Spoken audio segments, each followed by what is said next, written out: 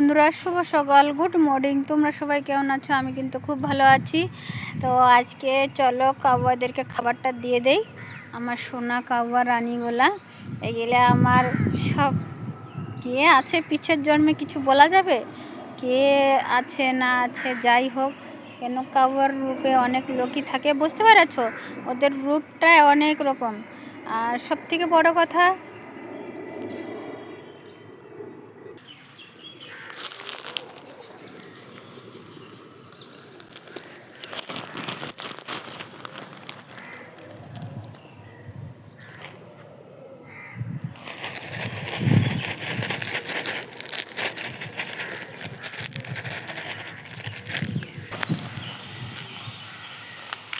দেখো কত সুন্দর হাওয়া চলতেছে, দেখতেছো?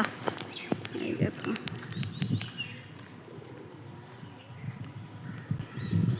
মানুষ জন্ম নিয়ে যদি মানুষের মতন কাজই না করতে পারি তো লাভটা কি বলো? এদের মধ্যে যদি খাবারটা দেওয়া যায় কত ভালো হলো। তো এই দেখো তো, আয় চলে আয় চলে আয় চলে আয় চলে আয়। গাছের তলাতে অনেক ভালো লাগতেছে জানো তো, একদম এত সুন্দর পাখিগুলা।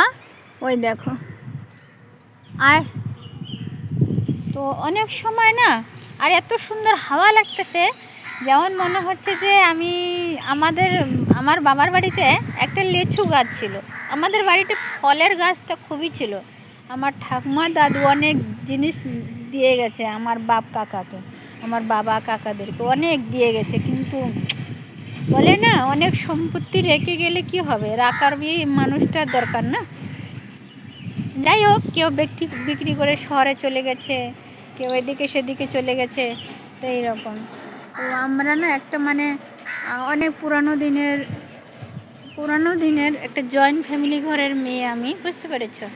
তো আমাদের বাড়িতে সব সময় ফলের গাছ ছিল, লেচু গাছ, জাম্বুরা গাছ, তারপরে অনেক ফল গাছ, পেয়ারা গাছ, এইসব কোনো আম গাছ, কাঁঠাল গাছ সবই ছিল।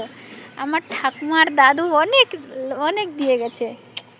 সো হ্যাপি পরিবার, খুবই ভালো পরিবার, খুবই সুন্দর একটা পরিবারে জন্ম নিয়েছি।